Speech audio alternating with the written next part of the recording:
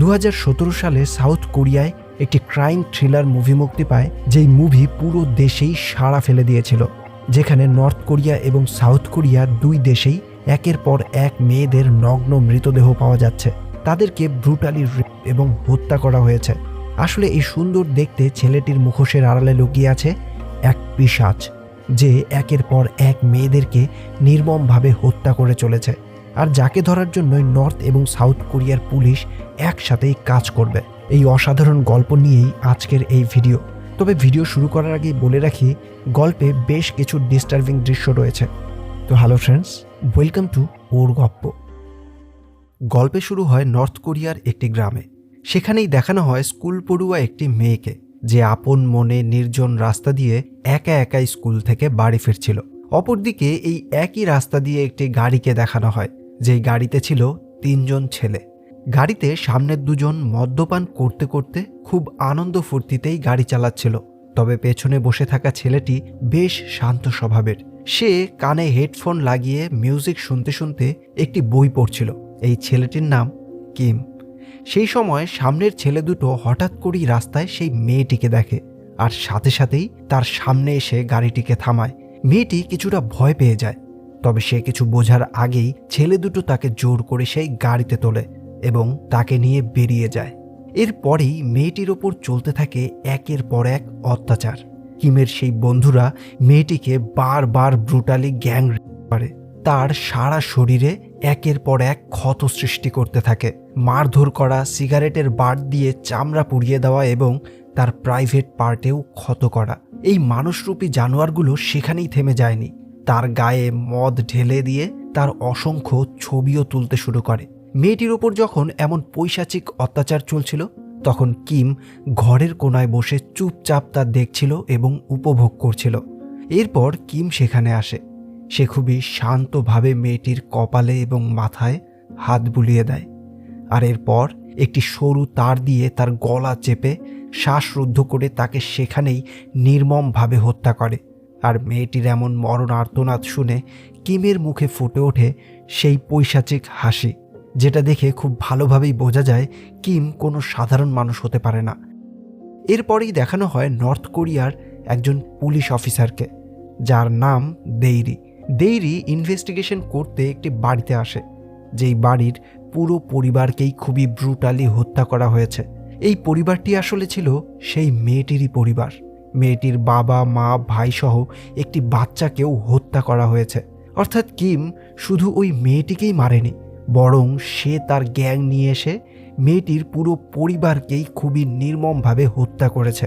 Police officer দেইরি মেয়েটির খুনের সাথে সাথে এই সমস্ত খুনের এভিডেন্স জোগাড় করে তার সুপিরিয়র অফিসারের কাছে যায়। এখানেই জানা যায় কিম শুধু এই মেয়েটিকেই নয়, এর আগেও এমন অনেক মেয়েকে ব্রুটালি রেপ এবং মার্ডার করেছে।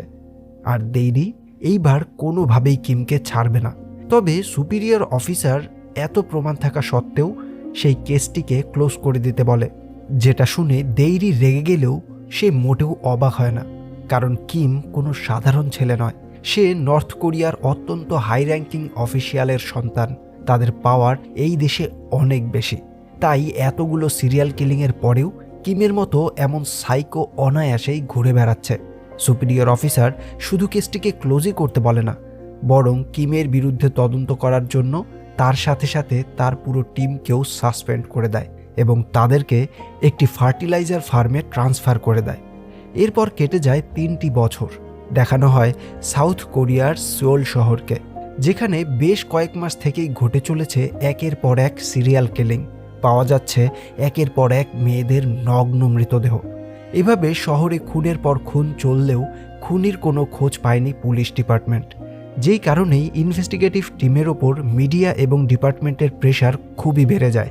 এতটাই বেড়ে যায় যে সেই প্রেশার সহ্য করতে না পেরে তদন্তকারী প্রধান অফিসার আত্মহত্যা করতে বাধ্য হয়। এরপর এই কেসের দায়িত্ব এসে পড়ে চা এডু নামের এক অফিসারের ওপর। তবে চা এডু আর 5টা পুলিশের মতো সাধারণ পুলিশ নয়, তার সমস্ত তদন্ত করার ধরনও একদমই আলাদা। বস তাকে নিয়ম মেনে কাজ করতে বলে, তবে চা এডু বলে যদি খুনিকে ধরতে হয় তাহলে তাকে নিজের মতো করে কেস হ্যান্ডেল করতে দিতে হবে। বস কোনো উপায় না পেয়ে রাজি হয়ে যায়। এরপরেই চায়েডু এই কেস সম্পর্কিত সমস্ত ফাইল দেখতে শুরু করে। সেখানে সে মানুষের কাছ থেকে পাওয়া একাধিক চিঠিও পায়, যেখানে পুলিশকে টিপ দিয়েছে এই খুনের ব্যাপারে। এই সব তথ্যই সে ভালোভাবে স্টাডি করতে শুরু করে। আর এরপরেই একদিন আবারও শহরতলির এক ফাঁকা জায়গায় আরেকটি মেয়ের নগ্ন মৃতদেহ পাওয়া যায়, যার সারা শরীরে ছিল অজস্র ক্ষতচিহ্ন। তাকেও ঠিক একইভাবে হত্যা করা হয়েছে, তবে হত্যা করার আগে তার উপর নির্মম অত্যাচার করা হয়েছে, এমনকি তাকে রেপও করা হয়েছে। পোস্টমর্টেম রিপোর্ট থেকে জানা যায় এই খুনটাও আগের মতোই গলা চেপে শ্বাসরুদ্ধ করে করা হয়েছে। তবে এবার পুলিশ একটি ক্লু খুঁজে পায়। পোস্টমর্টেমে ডেড বডির প্রাইভেট পার্ট থেকে একটি এগ প্ল্যান্ট পাওয়া গেছে, যার মধ্যে একটি ডিএনএ পাওয়া গেছে। অর্থাৎ পুলিশের কাছে এখন কিলারের বিরুদ্ধে পাকাপোক্ত এভিডেন্স রয়েছে। এখন শুধু তাদেরকে সেই খুনিকে খুঁজে বের করতে হবে। চায়েডু তার পুরো টিমকে বলে দেয় শহরের সমস্ত ক্রিমিনাল এবং সন্দেহজনক সকলের ডিএনএ ম্যাচ করে দেখতে। সাথে সে আরও কিছু মানুষের লিস্ট দেয় ডিএনএ ম্যাচ করার জন্য, যেই লিস্ট সে ওই পুরনো টিপসের চিঠিতে পেয়েছে। অন্যদিকে দেখানো হয় সাউথ কোরিয়ার ন্যাশনাল ইন্টেলিজেন্স সার্ভিসের বা এনআইএস-এর দুজন অফিসারকে, যারা টিভিতে এই সিরিয়াল কিলিংয়ের নিউজটাই দেখছিল। এই অফিসার দুজন হলো পার্ক এবং তার বস। তাদের দুজনের কনভারসেশন থেকে পরিষ্কার বোঝা যায় যে তারা খুব ভালো করেই জানে এই সিরিয়াল কিলিংয়ের পেছনে কার হাত রয়েছে। আর এখানেই উঠে আসে এক ভয়াবহ সত্য। পার্কের এই বস প্রায় 2 বছর আগে আমেরিকার সিআইএর সাথে একটি ডিল করেছিল। আর এই ডিল অনুযায়ী 2 বছর আগে নর্থ কোরিয়ার একজন ভিআইপি এবং তার 2 সঙ্গীকে তারা সাউথ কোরিয়াতে এনেছিল। তাদের উদ্দেশ্য একটাই, ওই ভিআইপিকে সুরক্ষা দেওয়া এবং তার কাছ থেকে তথ্য জোগাড় করা। আর সেই ভিআইপিকে বসের কথায় পার্কই এখানে এনেছে। তাই সেই ভিআইপির যদি কিছু হয়ে যায় বা যদি সেই ভিআইপি সিরিয়াল কিলার হয়ে পুলিশের হাতে ধরা পড়ে, তাহলে তাদের দুজনের জীবন জাহান্নামে পরিণত তো হবেই, তার সাথে সাথেই পুরো দেশে ন্যাশনাল সিকিউরিটি নিয়ে প্রশ্ন উঠতে শুরু করবে। তাই বস পার্ককে অর্ডার দেয় যে করেই হোক পুলিশের হাতে ধরা পড়ার আগে সেই ভিআইপিকে এনআইএস-এর হেফাজতে নিতে, কারণ পুলিশ অলরেডি ডিএনএ ম্যাচ খুঁজে পেয়েছে, যেটা নর্থ কোরিয়া থেকে আসা ওই ভিআইপিরই ডিএনএ ছিল। এরপরেই পার্ক তার এজেন্টদের নিয়ে ওই ভিআইপিকে ধরতে চলে আসে। সেখানেই দেখানো হয় এই ভিআইপি আর কেউ নয় বরঞ্চ নর্থ কোরিয়ার কিম। সে নর্থ কোরিয়াতে যেভাবে একের পর এক মেয়েকে টর্চার এবং খুন করেছে, এখন সাউথ কোরিয়াতে এসেও সেই একইভাবে মেয়েদেরকে হত্যা করে চলেছে। এজেন্ট পার্ক কিমকে অ্যারেস্ট করতেই যাবে, তখনই সেখানে এসে পৌঁছায় পুলিশ অফিসার চায়েডু। চায়েডু সব রকম প্রস্তুতি নিয়েই এখানে এসেছে। সে অ্যারেস্ট ওয়ারেন্ট দেখালে পার্ক বাধ্য হয়ে যায় কিমকে তার হাতে তুলে দেবার জন্য। আর চায়েডু কিমকে অ্যারেস্ট করে নিয়ে চলে আসে থানায়। পার্ক তার বসকে কল করে জানিয়ে দেয় তারা কিমকে হেফাজতে নিতে পারেনি, তার আগেই পুলিশ এসে তাকে গ্রেপ্তার করে নিয়েছে।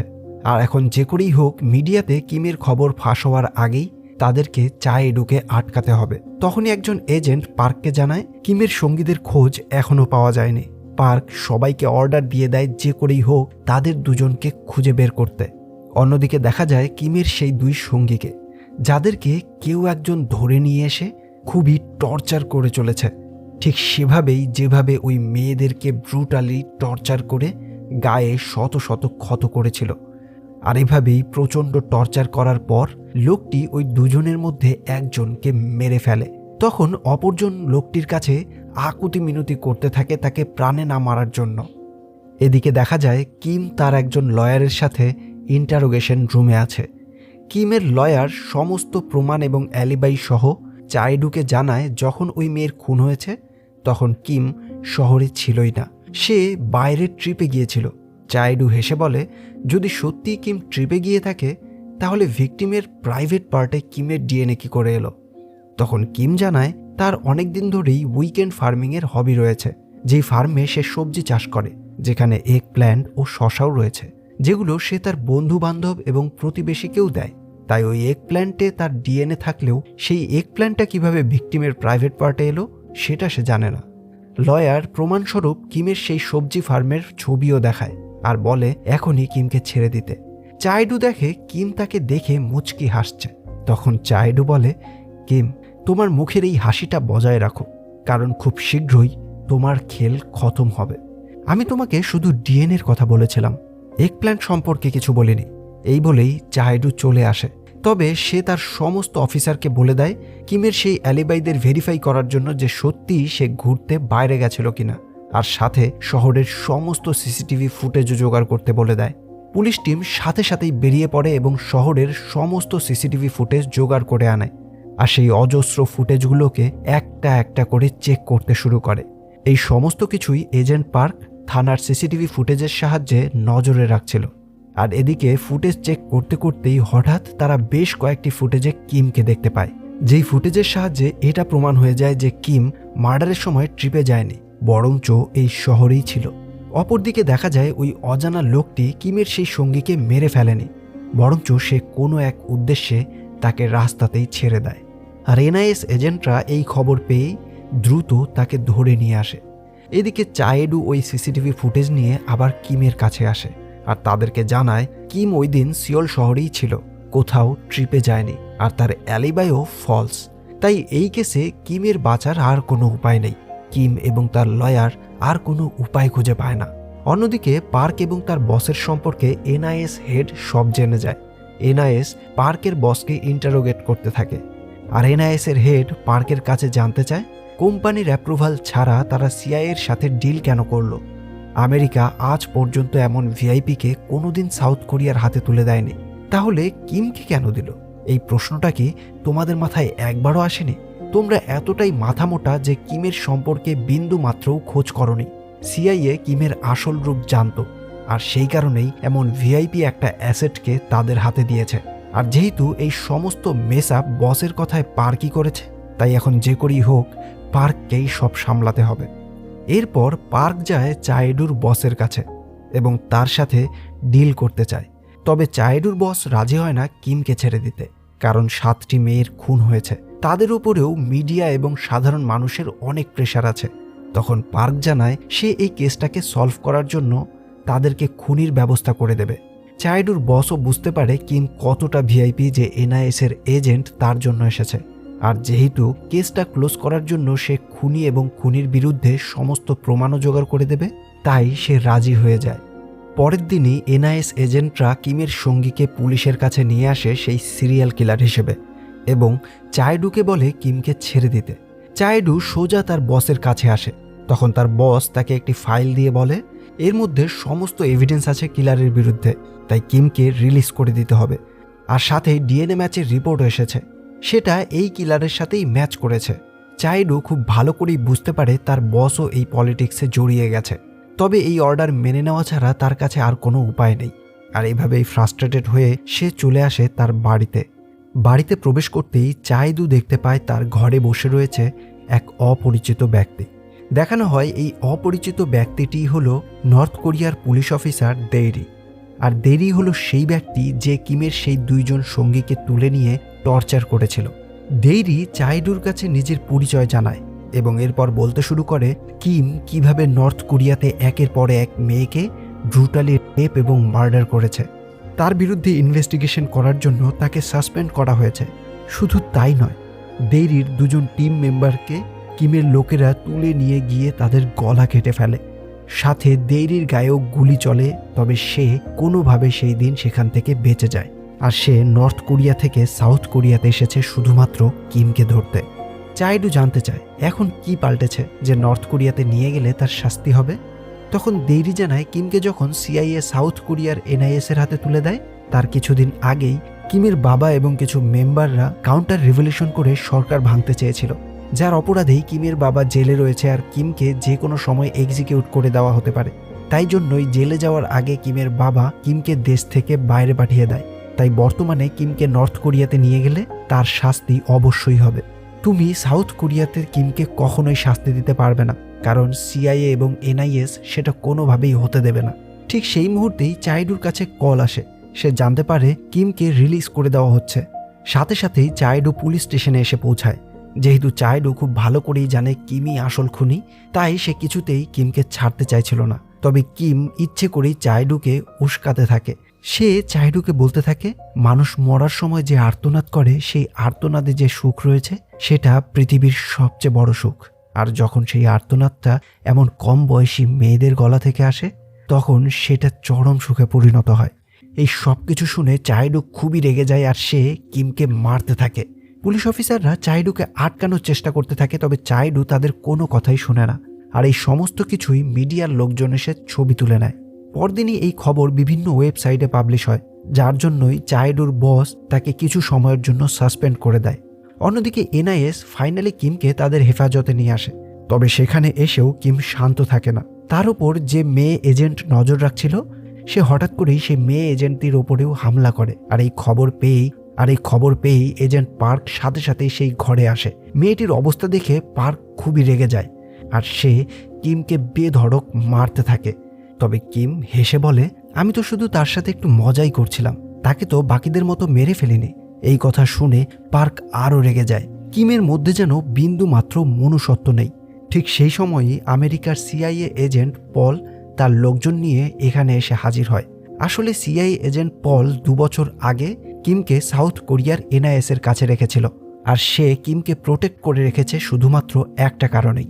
সেটা হলো কিমের বাবা বেশ কিছু চাইনিজ অ্যাকাউন্ট ম্যানেজ করত, যেখানে অনেক গুরুত্বপূর্ণ তথ্যের সাথে সাথে অনেক টাকা পয়সাও রয়েছে, যেগুলোর পেছনেই রয়েছে আমেরিকার সিআইএ।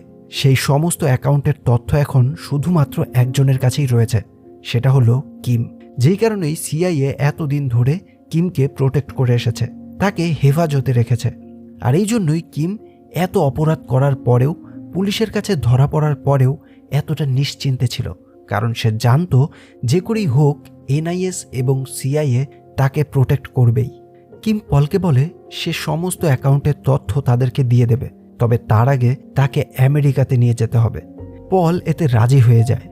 এরপরই পল এজেন্ট পার্ককে বলে, 2 বছর ধরে তোমরা কি করলে? কিমের কাছ থেকে কোনো ইনফরমেশন তো দূরের কথা, কিমের সম্পর্কেও কোনো ইনফরমেশন তোমরা পাওনি। আসলে 2 বছর আগে কিমকে সাউথ কোরিয়ার হাতে তুলে দেওয়ার আগে তাকে সিআইএ হংকংয়ে রেখেছিল, আর হংকংয়ে থাকতেও কিম একইভাবে মেয়েদেরকে হত্যা করত, যেই খবর সিআইএ খুব ভালো করেই জানত।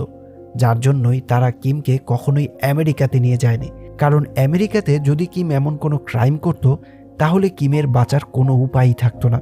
আর এতে কিমের মধ্যে থাকা সেই সমস্ত ভ্যালুয়েবল তথ্য এবং ব্যাংক অ্যাকাউন্ট তারা কখনোই জানতে পেত না। অন্যদিকে নর্থ কোরিয়ান পুলিশ দেইরি অফিসার চাই দুকে কল করে সেই হংকংয়ের ব্যাপারে বলে। সে জানায় হংকংয়ে থাকাকালীনও কিম 2জন মেয়েকে হত্যা করেছে। সেই 2জনের মধ্যে একজন ছিল সাউথ কোরিয়ার মেয়ে। কিম যখন ওই মেয়েদেরকে ব্রুটালি টর্চার এবং মার্ডার করেছিল, তখন তাদের ভিডিও বানিয়ে সেই ভিডিও তারা ব্ল্যাক মার্কেটে বিক্রি করে প্রচুর টাকা উপার্জন করেছিল। আর তাদের মধ্যে একটি ভিডিওতে কিমকে স্পষ্টভাবে দেখা যাচ্ছে। আর এই ভিডিও দেখার পর কারো ক্ষমতা হবে না পুলিশের কাছ থেকে কিমকে ছাড়িয়ে আনার। চাইদু সাথে সাথেই তার সমস্ত টিম মেম্বারকে বলে দেয় এই ভিডিওর যতগুলো সম্ভব কপি বানাতে। আর এরপর সে তার একজন প্রসিকিউটর বন্ধুর কাছে একটি হেল্প চায়। সে তার কাছ থেকে কিমকে অ্যারেস্ট করার জন্য একটি ওয়ারেন্ট চায়। এরপর সে ওই ওয়ারেন্ট এবং ভিডিও নিয়ে সোজা চলে আসে কিমকে অ্যারেস্ট করতে। সে সিআইএ এবং এনআইএস এর সমস্ত এজেন্টের সামনেই ওই ভিডিওটা বড় একটি টিভিতে প্লে করে দেয় এবং বলে সে এখানে এসেছে কিমকে অ্যারেস্ট করতে। এরপর চাইদু কিমকে বলে, আমি এখন বুঝতে পেরেছি কেন তুমি মেয়েদের প্রাইভেট পার্টে বিভিন্ন জিনিস ঢুকিয়ে দাও, কারণ তুমি নপুংসক, নিজে কিছু করতে পারো না। আসলে কিম সত্যি সত্যি নপুংসক ছিল, আর এই কারণেই সে সমস্ত মেয়েদেরকে তার সঙ্গীদেরকে দিয়ে রেপ করায়, আর এরপর তাদের প্রাইভেট পার্টে বিভিন্ন জিনিসপত্র গুজে দিয়ে তাকে ব্রুটালি হত্যা করে। যেই সাইকো মুচকি হাসি মুখে নিয়ে সব সময় শান্তভাবে থাকত, সে আজ তার নপুংসকের কথা শুনতে পেরে তার জীবনের সবচেয়ে গোপন সত্যটা সবার সামনে প্রকাশ হতে দেখে আর শান্ত থাকতে পারে না। সে চাইদুকে মারতে যায়, আর এরপরেই পুলিশ কিমকে অ্যারেস্ট করে নিয়ে চলে আসে। এজেন্ট পল তখন পার্ককে বলে, তোমরা কি কখনো ভেবেছো চাইডুর কাছে এমন সব ইনফরমেশনগুলো কোথা থেকে আসছে? তখনই পল নর্থ কোরিয়ান পুলিশ অর্থাৎ ডেইরির ছবি তাদেরকে দেখায়, যে সোল শহরেই ঘুরে বেড়াচ্ছে। তবে আশ্চর্যের বিষয় হলো কিমকে অ্যারেস্ট করে পুলিশ স্টেশনে এলেও তাদেরকে পুলিশ স্টেশনের ভেতরে ঢুকতে দেওয়া হয় না। চাইডুর বস তাকে কল করে জানায় চাইডুর সাথে সাথে এখন তার পুরো টিমকেও সাসপেন্ড করে দেওয়া হয়েছে। এই সব কিছু শুনে চাইডু আর শান্ত থাকতে পারে না। সে তার বসকে নানা রকম কথা শুনিয়ে কিমকে গাড়িতে নিয়ে একাই বেরিয়ে পড়ে। এরপর সে তার ওই প্রসিকিউটর বন্ধুকে কল করে এবং জানায় সে কিমকে অ্যারেস্ট করে নিয়ে তার অফিসেই আসছে। তবে তার প্রসিকিউটর বন্ধুও এখন পিছু টান দেয়, কারণ তার ওপর থেকে প্রেশার এসেছে যেন এই কেসটা সে কোনোভাবেই প্রসিড না করে। আর এই সমস্ত রাস্তা বন্ধ হয়ে যাওয়ার পর চাইডুর কাছে আর কোনো উপায় থাকে না কিমকে সিআইএর হাতে তুলে দেওয়া ছাড়া। এরপর সিআইএ এবং এনআইএস এর সমস্ত এজেন্টরা সেখানে আসে। এজেন্ট পার্ক এসে চাইডুকে জানায়, আমি জানি তোমাকে সমস্ত তথ্য দেইরি দিচ্ছে। এর আগে পুলিশের কাছে যত রকমের টিপ এসেছে সেই সব কিছু দেইরি নিজেই তাদেরকে দিয়েছিল। কিন্তু তুমি কি জানো দেইরি কেন এমন করছে? কারণ দেইরি নর্থ কোরিয়া থেকে পলাতক একজন পুলিশ। নর্থ কোরিয়াতে ফিরে যাওয়ার মতো তার কাছে একটাই উপায় রয়েছে, একমাত্র কিমকে নিয়েই সে নর্থ কোরিয়াতে প্রবেশ করতে পারবে। দেইরি কিমকে শাস্তি দেওয়ার জন্য বা কোনো ন্যায় বিচারের জন্য নয়, বরঞ্চ নিজের জীবন বাঁচানোর জন্য কিমকে নর্থ কোরিয়ায় নিয়ে যেতে চায়। তুমি তোমার পুলিশের কাজ সম্পন্ন করেছ, এখন এই মানুষরূপী জানোয়ারটাকে সিআইএর হাতে তুলে দেওয়াটাই বেস্ট হবে।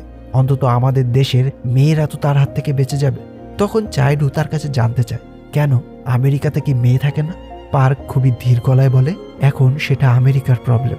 চাইডুর কাছে কোনো উপায় না থাকায় সে কিমকে তাদের হাতে তুলে দেয়। আর তখনই কিম একজন সিআইএ এজেন্টের বন্দুক কেড়ে নিয়ে হঠাৎ করেই চাইডুকে একাধিক গুলি করে।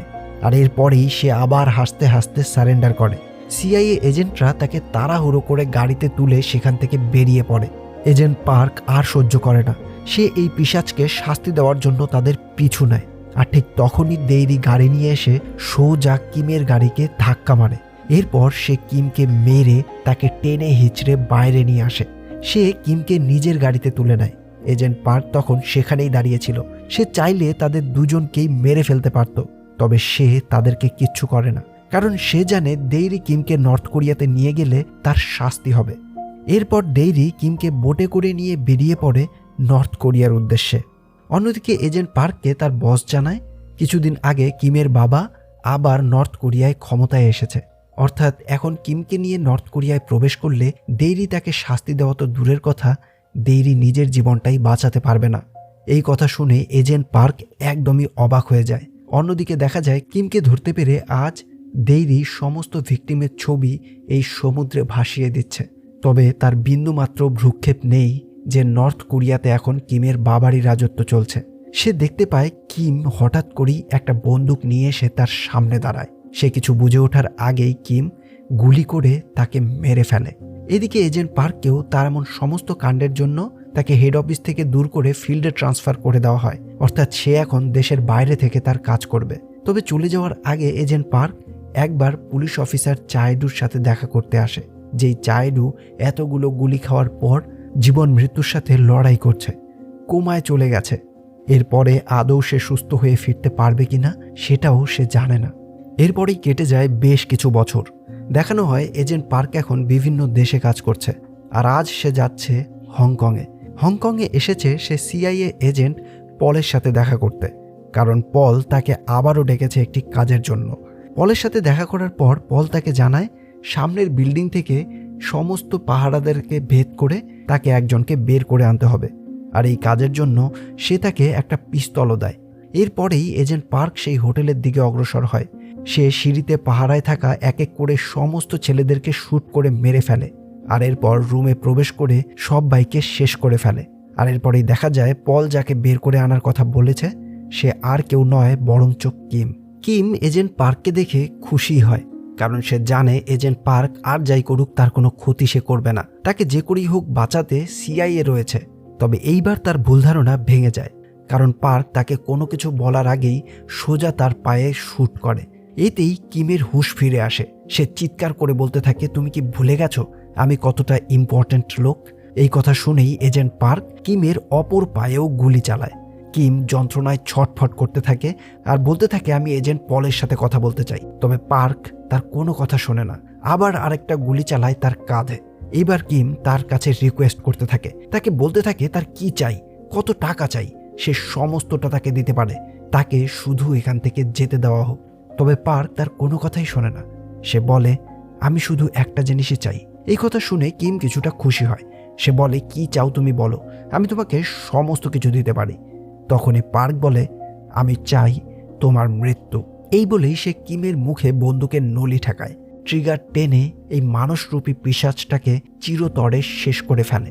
এরপর সে একটি ব্যাগ নিয়ে হোটেল থেকে বেরিয়ে আসে এজেন্ট পলের কাছে। আর তাকে ওই ব্যাগটি দিয়ে বলে, তুমি যা চেয়েছিলে সেটা এখানে রয়েছে। এজেন্ট পল ব্যাগটি খুলেই কিমের কাটা মাথা দেখতে পেয়ে খুবই অবাক হয়ে যায়। সে রেগে গিয়ে বলতে থাকে, এটা তুমি কি করেছো? তুমি জানো তুমি কত বড় ভুল কাজ করেছো? তখন পার্ক পলকে বলে, তুমি আমাদের বোকা বলেছিলে তাই না? কিম পুরো আমেরিকাকে বছরের পর বছর ধরে বোকা বানিয়ে বেঁচে রয়েছে। সে তোমাদেরকে শুধু ব্যবহার করেছে তার সেফটির জন্য। তার কাছে কোনো রকম ইনফরমেশন নেই। আর যদি ইনফরমেশন থেকেও থাকে তাহলে কি করে ভাবলে চায়না সেটা তোমাদেরকে নিতে দেবে? চায়না সেই সমস্ত চাইনিজ অ্যাকাউন্ট থেকে টাকা পয়সা এবং ডকুমেন্টস সরিয়ে নিয়েছে, যেটা তোমরা আর কোনোদিনই পেতে না। তবে কিম তোমাদেরকে টোপ দিয়ে দিয়ে বছরের পর বছর ধরে নিজের প্রোটেকশনটা সে ঠিকই আদায় করে নিয়েছে। এরপর থেকে তোমাদের ঝামেলা তোমরাই মেটাবে। যদি এরপর আমাকে কোনোদিন তোমাদের কাজের জন্য ডাকো তাহলে আমি সরাসরি তোমাকে মেরে ফেলবো। এই বলেই এজেন্ট পার্ক সেখান থেকে বেরিয়ে যায়। আর এখানেই শেষ হয় এই ভিআইপি মুভির গল্প। গল্পটি কেমন লাগলো তো অবশ্যই জানিও। ভালো লাগলে লাইক, কমেন্ট আর শেয়ার করে দিও। দেখা হবে পরের গল্পে। Till then, keep loving. By.